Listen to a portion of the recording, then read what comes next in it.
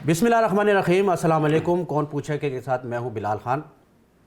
आज के प्रोग्राम में नाज़रीन आपको बताएंगे कि बिजली का बहरान, इससे रिलेटेड चीज़ें, यानी कि बिजली का नाम जब हमारे जहनों में आता है तो यकीन करें हमारी रूह कांप जाती है। इसमें बड़े मसाइल हैं, इसमें लोड शेडिंग है, ओवर बिलिंग है।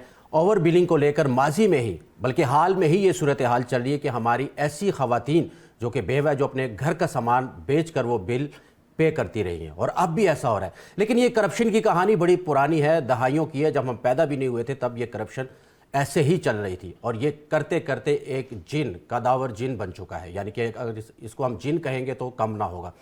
तो ओवरऑल बात है, बिजली को लेकर लोड शेडिंग से शुरू होता है मामला, करप्शन तक, और बाकायदा यूनियंस बनाकर, ये जो काली भेड़ें होती हैं जो अंदर बैठकर काम करती हैं, ये बाकायदा यूनियन बनाकर मिलकर बंदर बांट करती है, यानी कि मिलकर करप्शन की जाती है। इस सब पर बात करने के लिए हमारे साथ स्टूडियो में मौजूद है एसडीओ वापडा हबीब अहमद साहब, जिन्होंने हमें ज्वाइन किया, जो कि आज हकीकत बताएंगे वापडा से रिलेटेड चीज़ों पर, उनसे पर्दा भी उठाएंगे और उन लोगों के ख़िलाफ़ जो अंदर बैठकर करप्शन कर रहे हैं, और वो लोग जो कि ऑनेस्ट हैं, जो ईमानदार हैं, उनके ख़िलाफ़ वो खड़े होते हैं और बाकायदा ड्यूटी के दौरान दफातर तक बंद कर देते हैं। यानी कि एसडीओ के, अगर उनका दिल चाहे तो वो एसडीओ के दफ्तर को ताला तक लगा देते हैं। तो ये सारी सूरत हाल है। हबीब साहब बहुत शुक्रिया। हबीब साहब, आप कितने साल एसडीओ रहे हैं, और थोड़ा सा मुझे नक्शा खींचे कि ये किस कदर ये जो काली भेड़ें ये काम करती है, और ये कितने इन्वॉल्व हैं इस मामले में? अस्सलाम वालेकुम। सबसे पहले तो ये कि मैं शुक्रिया अदा करता हूँ आपके चैनल का, और आपका भी ख़ास तौर पर कि जिस तरीके मुझे मदऊ किया गया, और जो कुछ ऐसे हक़ाइक़ हैं जिनसे पर्दा उठाना आवाम के लिए भी और प्लस वापडा के लिए भी, दोनों के लिए अच्छा है। क्योंकि वापडा एक ऐसा इदारा है जो पाकिस्तान के लिए रीढ़ की हड्डी है। अच्छा। और इस रीढ़ की हड्डी की हैसियत से हम जितने भी जो मुलाजमीन हैं, जो अफसरान बाला हैं, वो सब के सब इस पर काम कर रहे हैं कि किसी तरीके से ये जो जिन है जो बेकाबू हुआ हुआ है, इस पर काम करके हम महकमे का भी अच्छा जो सा इमेज दें, प्लस आवाम को भी मैक्सिमम रिलीफ दिया जा सके। अच्छा।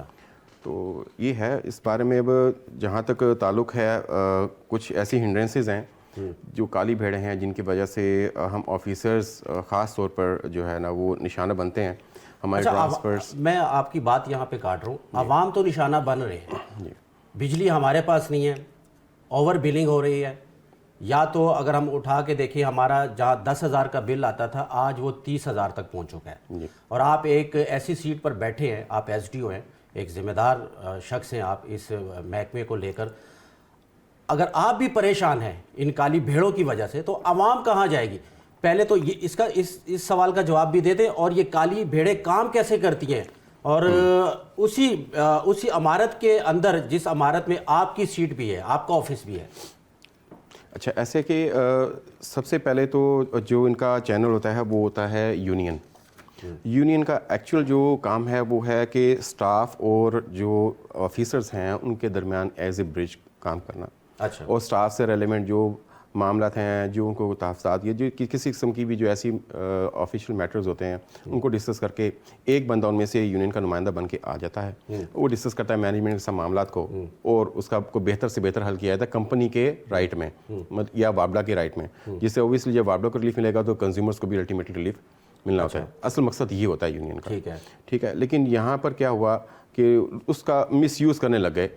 अच्छा। स्पेशली जिस मैंने तकरीबन अरसा 9 साल से मैं काम कर रहा हूँ एज एसडीओ। आप एज एसडीओ 9 साल से हैं तकरीबन? हाँ जी। अच्छा। तो बात ये कि इस पूरे टेन्योर में मैंने डिफरेंट सब डिवीजन्स में काम किया, डिफरेंट एरियाज मुझे असाइन हुए कि यहाँ आपने काम करना है।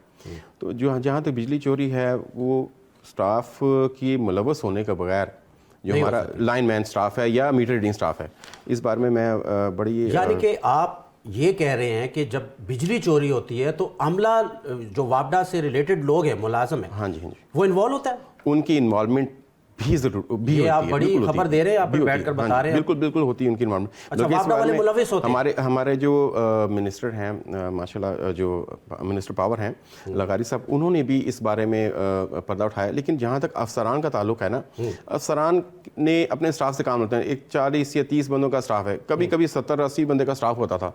एक ऑफिस में? एक ऑफिस में। अच्छा। तो अगर कोई बंदा ब्लैकमेलिंग की कोशिश करता था यूनियन की उससे लेके, तो हम उस बंदे को साइड करके हम दूसरे बंदे से काम ले लेते थे। ठीक है। अब काम हमने इन्हीं बंदों से लेना होता है। अच्छा। जो बंदे वो यूनियन के मेंबर्स भी हैं। ठीक है। अब क्या होता है, वो वोटर्स भी हैं उनके। कहीं ऐसी प्रॉब्लम आती है कि जी पता चलता है ये बंदा इन्वॉल्व है, किसी कंज्यूमर को फैसिलिटेट कर रहा है थेफ्ट में। अच्छा। तो क्या होता है, हम उसके खिलाफ जब एक्शन लेते हैं तो यूनियन आगे खड़ी रहती है। अच्छा। वो एक्शन ऐसा, अब तो इस बार हम टर्मिनेशन कर देते हैं, डायरेक्ट टर्मिनेशन, ऐसे बंदे जो इन्वॉल्व है इसमें। अच्छा। फिर क्या किया, इन बंदों को जिन्हें मेरे साथ जब हुआ, मैं उस बाद में हम आते हैं। ठीक है। अच्छा, होता क्या, फिर वो क्या करते हैं, इकट्ठे होकर तालाबंदी करना, इस तरह उस तरह करना, एसडीओ को या एक्सिम को या असराने वालों को हरासा करना, मुख्तलिफ किस्म के उन्होंने टैक्टिक्स यूज़ करके एप्लीकेशन दे देनी। अब एप्लीकेशन क्या होती है, जो दी होती है उसका जवाब तो वो बाद में देता रहेगा, लेकिन उसकी जो जग हंसाई हुई है, जो उसका मजाक बढ़ना है या जो उसको एक दफ़ा लोगों के सामने बदनाम कर देना है, वो जो सा बड़ा सवालिया निशान होता है। नहीं, आप भी यूनियन के सताए हुए हैं? जी बिल्कुल ऐसी ही है। अच्छा, मुझे बताइए यूनियन बनती क्यों है? मैं भी, और यूनियन बनती, मैंने आपको अर्ज की है कि जो असल में यूनियन होनी ही नहीं चाहिए। यूनियन होनी नहीं चाहिए? होनी नहीं चाहिए। और अभी भी यूनियन पे पाबंदी है, हालांकि पाबंदी है, लेकिन वो दोबारा बैक डोर से वही चैनल यूज़ करते हैं। क्यों? उन्होंने क्या करना होता है, अब अफसर की सबसे बड़ी इस वक्त कमज़ोरी है। ये पूरे पाकिस्तान में जो इस वक्त अपना हमारे वाबडा के जितने भी कंपनीज हैं ना, उन सबकी इस वक्त मजबूरी है कि शॉर्टेज ऑफ स्टाफ। लेकिन यूनियन पे तो पाबंदी लगी हुई है ना, पाबंदी, लेकिन कैसे रही? बात ये ना कि वो ब्लैकमेलिंग है कि हम काम नहीं करेंगे। अब काम नहीं करना, आगे एक कंटिन्यूटी ऑफ सप्लाई है। आपने अवाम, अब एक मेरे पास कनेक्शन 36,500 कनेक्शन है एक एसडीओ के पास। एक एसडीओ के पास 36,500? हाँ जी, इस वक्त जो सिनेरियो जा रहा है। अब 36,500 कनेक्शन में एसडीओ कितने नंबरों पे चला जाएगा? ठीक है। ठीक है। अब उनकी चेकिंग के लिए, मॉनिटरिंग के लिए आपने इन स्टाफ से काम लेना है। ठीक है। जब स्टाफ ताला लगा के बैठ गया, अब कहीं घरों में मामला आते हैं लोगों के, कोई बीमार है, कोई मस्जिदों में नमाज है, ये सारे मामला बिजली पे डिपेंड कर रहे हैं। ठीक है। बिजली चाहिए, अजान देने के लिए भी चाहिए, आपको वजू के लिए पानी चाहिए, मोटर से चाहिए, सारे मामला आते हैं। बिल्कुल। अब होता क्या है, जब ये बंदे इनकार करते काम से, अब लाइन पे काम करना इलेक्ट्रिशियन का काम नहीं है। ठीक है। कोई लेमैन भी काम नहीं कर सकता, वहां पे लाइनमैन ने ही काम करना है। अच्छा। अब ये अच्छी भली रीढ़ की हड्डी जो हमारी है ना, इसको ब्रेक करने में हमारा जो किरदार है ना, वो यूनियन का जो पॉजिटिव था ना, वो नेगेटिव होता चला गया। अच्छा। क्यों? इनको क्वेश्चन मिलता गया, जो बंदे चोरी बाहर कंज्यूमर्स को करवाते थे, बिजली चोरों को, उनको क्वेश्चन मिलता गया इसी से कि स्टाफ शार्ट हो गया। अब इनके पास कोई हल नहीं है, इन्होंने ब्लैकमेल होना ही होना है। अच्छा। एसडीओ क्या करता है, या अफसरान क्या करते हैं जो डिफरेंट होते हैं, या एलएस भी, लाइन्स भी है, वो भी बेचारा उन पर डिपेंड कर रहा होता है, उनसे काम लेना उन्हें। तो अब होता क्या है, वो बंदे क्या करते हैं, उसकी पादाश में उनको कहते हैं हमें सॉफ्ट कॉर्नर मिलेगा। अच्छा। सॉफ्ट कॉर्नर मिलने के चक्कर में अफसर क्या होता है, या तो अफसर खड़ा हुआ है तो उनके अगेंस्ट, ठीक है जी मैंने तुम्हें किसी दिन तकलीफ है, तुम बिजली चोरी में इन्वॉल्व, मैं तुम्हें निकालना ही निकालना। अच्छा। जैसे ही वो एक्शन, मैं आपकी बात यहाँ पे काट रहा हूँ, यानी कि जो यूनियन होती है बाकायदा कुछ लोगों की, जी, जो आपके मुलाजिम होते हैं, आपके मातहत होते हैं, यानी कि वो खड़े हो जाते हैं एसडीओ के खिलाफ। यस। अगर उनकी करप्शन एक्सपोज करता है एसडीओ, यानी कि आप करते हैं जी, तो वो आपके खिलाफ ही, वो इतने ताकतवर होते हैं? जी बिल्कुल। सब देखें जी, बात यह कि आपने आगे जो आप जिस चीज़ पे आप हायर किए गए हैं, जो आपकी असाइनमेंट है, वो यही है कि आपने वर्किंग करके देनी है आवाम को कंटिन्यूस सप्लाई। अच्छा। और जो आपने रेवेन्यू उसके अगेंस्ट जो यूनिट्स आपने आवाम को डिलीवर की हैं, वो उसका जो रेवेन्यू है वो आपने जनरेट करके उसकी रिपोर्ट्स देनी होती हैं। अच्छा। अब वो सारा का सारा डिपेंड करता है आपके अमले पे, कि आपका अमला लाइनमैन जाएगा, वो सप्लाई चलाएगा, उसके बाद कंज्यूमर यूनिट्स कंज्यूम करेगा, उसके कंज्यूम करने के बाद क्या होगा, जब यूनिट कंज्यूम, फिर उसकी बिलिंग होगी, बिलिंग के बाद जब क्या होता है कि कंज्यूमर पर पैसे नहीं है, फॉर एग्जांपल वो पूरे नहीं बेचता, इंस्टॉलमेंट्स कर दी, या कोई किसी का मीटर ख़राब हो गया, मीटर चेंज है, मतलब ये सारे मैटर्स टेक्निकली स्टाफ पे डिपेंड कर रहे होते हैं। ठीक है। तो इसमें क्या होता है, रिकवरी का स्टाफ अलग होता है। अब अगर मुताल्लिका एसडीओ उनके साथ नहीं उनकी बात मानता, तो वो क्या करते हैं, वो क्या लाश बढ़ा देंगे।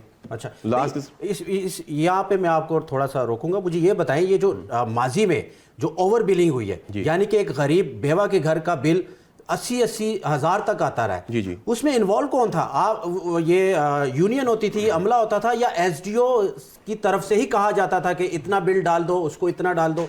ये इसको थोड़ा सा क्लियर कर ऐसा मैं बताता हूँ। उसमें दो चीज़ें थी, थेफ्ट इलेक्ट्रिसिटी का अपनी जगह है, लेकिन लाइन लॉसेस भी डिपेंड करते हैं, खाली इस पर नहीं, टेक्निकल लॉसेस भी होते हैं लाइन में। अच्छा। तो उस पर भी डिपेंड करता है कि जितने हमारी बिजली हमें ट्रांसमिशन और डिस्ट्रीब्यूशन सिस्टम के जरिए मिलती है कंज्यूमर के प्रेमिसेस तक, तो उसमें जो हमारे फीडर्स हैं उन पे भी लॉसेस का काफ़ी इफेक्ट आता है। ठीक है, तो कुछ वेदर इफेक्ट भी होता है। ये चीज़ें डिफरेंट वो हैं, टर्मिनोलॉजीज हैं इसके लिए यूज़ होती हैं। तो इसमें खाली लेकिन एक फैक्टर जो मेजर है ना वो है इलेक्ट्रिसिटी थेफ्ट। ठीक है, इलेक्ट्रिसिटी थेफ्ट जितनी अगर हमारी सेव होगी उतना हमारे यूनिट्स जितने हमें रिसीव होते हैं ग्रिड एंड से, उनके रिटर्न में जितने हमने कंज्यूमर को सप्लाई दे दी है वो यूनिट्स मीटर पे आ रहे होते हैं। अच्छा, अब जब मीटर पे आ जाते हैं तो वो क्या करता है लाइनमैन, या तो मीटर को में हैकी फैकी करा के आप 36,500 कनेक्शन पे एसडीओ तो नहीं जाता, ये एलएस नहीं जाता। ये जो लाइनमैन आप कह रहे हैं जी, इसकी जिम्मेदारी होती है कि जाकर मीटर को चेक करना और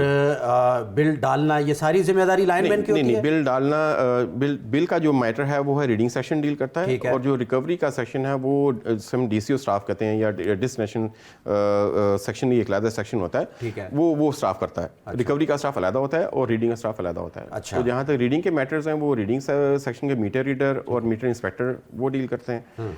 और जहाँ तक कंसर्न करता है कि रिकवरी का, तो वो है लाइन्समैन होता है रिकवरी का वो, और रिकवरी का स्टाफ होता है जो लाइन स्टाफ होता है। अच्छा, मुझे ये बताइएगा कि ये जो यूनियन होती है जो आपके साए के नीचे काम कर रही होती है, जो इतनी बाअसर है कि आपको भी दुबा जाती है, बाज़ औक़ात आपके दफ्तर को भी ताला लगा सकती है, लगाया। तो इसके इस यूनियन के अंदर कौन कौन से लोग होते हैं? लाइनमैन होता है, मीटर इंस्पेक्टर होता है, थोड़े से मुझे उनके बारे में मैं बताता हूँ। यूनियन में देखें जितना बंदा ज़्यादा उनमें इफेक्टिव होगा, इफेक्टिव किस लिहाज में, जिसके पास ज़्यादा कमजोरी होंगी स्टाफ की, वो उसको मिलकर सारे चेयरमैन की सीट पे वो आ जाते हैं। अच्छा, जब वो आ जाते हैं तो होता क्या है कि वो उनकी कमजोरियों पे रख के ना ब्लैकमेल करते रहते हैं, तू ए काम नहीं करना, तो ए काम नहीं करना। अच्छा, पहले एसडीओ की कमजोरियों को पकड़ते हैं। ये कमजोरी हमारी यही होती है कि हमने काम लेना है इनसे, इन्होंने काम से इनकार करना, तो हम किसी बाहर वाले बंदे को भी नहीं कह सकते कि यार ये आके काम करो, बंदा ही काम करे। ये चीज़ है, मतलब किसी और बंदे को हम हायर नहीं कर सकते, कुछ लिमिटेड है हम ना। एक लिमिटेड वाइसिटी में, एक लिमिटेड रिसोर्सेज में हमने बंदों से काम लेना है, और वो ही बंदे हैं। अब उनको आप फॉर एग्जांपल हम शोकाज या इस तरह एक्सप्लेनेशन करते हैं, उस पर आप फ़ौरन अगले दिन ही जैसे हम इशू करते हैं अगले दिन ही वो यूनियन का नुमाइंदा आया था, जी सर आपने ज़्यादती की है, ये है वो है, आप बंदे से ऐसे नहीं करें, या आप उसे निकालें ना, बिजली चोर में इन्वॉल्व अगर उसे निकालें ना। तो जब निकालेंगे नहीं तो भाई ये तो गंद ऐसे फैलता रहेगा। एसडीओस कब तक, ये एलएसएस हजरात कब तक, या कब तक हम जवाब देते रहेंगे शोकास का, कब तक हम ऊपर हायर मैनेजमेंट को जवाब देते रहेंगे कि जी हमारे लॉसेस बढ़ने की वजह ये है। ठीक है, अब उन्होंने एक बंदा होता है क्या, फिर उनके पास एक ही चीज़ रहती है, वो क्या करते हैं, बंदा रिप्लेस करके दूसरा बंदा लगाते हैं। अब दूसरे बंदे की जब तक जिस टाइम ड्यूरेशन में 2 महीने 3 महीने में स्टाफ को अंडरस्टैंड करता है ये वर्किंग के हिसाब से, या स्टाफ को पता होता है कि मैं सेट होता है, सेट मतलब उसको पता होता है, एरिया पता लगना शुरू होता है एक्चुअली वहाँ के लोगों का, कि वो वहाँ के लोगों का क्या किस किस्म के लोग क्या मामला है, यस, वो तकरीब उसमें टाइम लगता है। ठीक है, हर महीने के लॉसेस के अकॉर्डिंग वो देख रहा होता है कि मेरा फलां फीडर पे ये पोजीशन जा रही है। अच्छा। इसकी रीजंस क्या हैं, टेक्निकली साइट्स पे क्या पोजीशन जा रही है, तो ये टाइम लगता है उसको क्लियर होते हुए। अब वो जितनी देर में क्लियर होता है उतनी देर में वो बंदे भाप चुके होते हैं कि ये हमारा जो अब मामला है ना, ये कवर होने वाला नहीं है। अच्छा। अब इसको उठाओ। अच्छा, आप वो यूनियन फिर मिल बैठकर ये सोचती है कि इस एसडीओ को हटाया कैसे जाए? ये इतनी बाअसर है कि एसडीओ को हटा सकते। मैं बताता हूँ उसमें टेक्निकली चलते हैं, उनको पता नहीं चीज़ों का कि लॉसेस बढ़ा देंगे एसडीओ ट्रांसफर।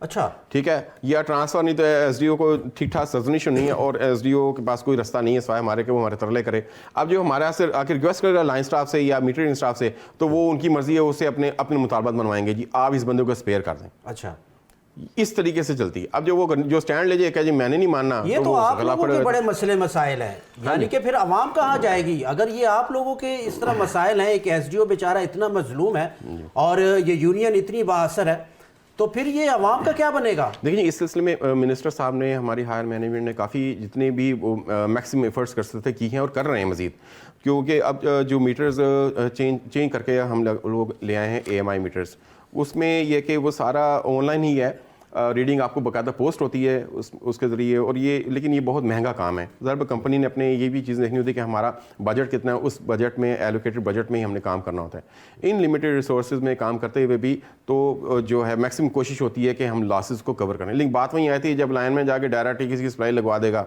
या जो मीटर्स इतने सारे हमारे चेंज होने वाले होते हैं उनमें ही हैकी फैकी करवा देगा, या मीटर की कॉपी मीटर उठा के लगा देगा। ठीक है, तो वो आप हर वक्त लाइनमैन के साथ नहीं जुड़े हुए, हर वक्त आपको आपको मतलब ये नहीं पता वो कहाँ क्या कर रहा है। आप उसके शाम को घर चला गया बंदा काम कर रहा है, वो ये तो नहीं पता वो बाहर जाए कहीं कोई ड्रामा रचा रहा है। और जिस बंदे ने चोरी करनी है वो बंदा उसको इतने तरीके से कवर करता है और दोनों इससे कवर करते हैं कि जी ठीक है, दोनों का काम से चलता रहे। और एक और चीज़ बड़ी अहम है कि लाइन स्टाफ फॉर एग्जाम्पल किसी कंज्यूमर का मीटर ख़राब हो गया, लाइन स्टाफ क्या करता है, ओ भाई तो ये इतना बिल डाल देंगे, ये हो जाएगा, वो हो जाएगा, यानी कि ब्लैकमेल किया जाता है, करते हैं, डराया जाता है। वो कंज्यूमर क्या करता है, कंज्यूमर करता है, कहता है अच्छा यार तुम मुझे बता इसका हल क्या है, कहता है इतने पैसे लगेंगे ये आपके, मैं आपको मीटर चेंज करा दूंगा। ठीक है। कंपनी ने क्या, सब कंपनीज में माशाल्लाह ये चल रहा है। मैं सीईओ साहब को आपके चैनल की रेफरेंस से बड़ा कहता हूँ कि उन्होंने बड़े बेहतरीन इसमें ना वो लिया। उन्होंने क्या किया, उन्होंने साथ ERP पे शिफ्ट कर दिया। एक डिमांड नोटिस जमा होगा, वो बाकायदा प्रोसेस होगा, प्रोसेस होने के बाद वो सिस्टम में जाएगा, सिस्टम में जाने के बाद उसकी एलोकेशन होगी और उसी रेफरेंस नंबर के अगेंस्ट ही वो मीटर इशू होगा। चले जी, यहाँ पे एक ब्रेक लेते हैं जी, ब्रेक के बाद फिर आपकी खिदमत में हाजिर होंगे और मजीद इस पर बात करेंगे।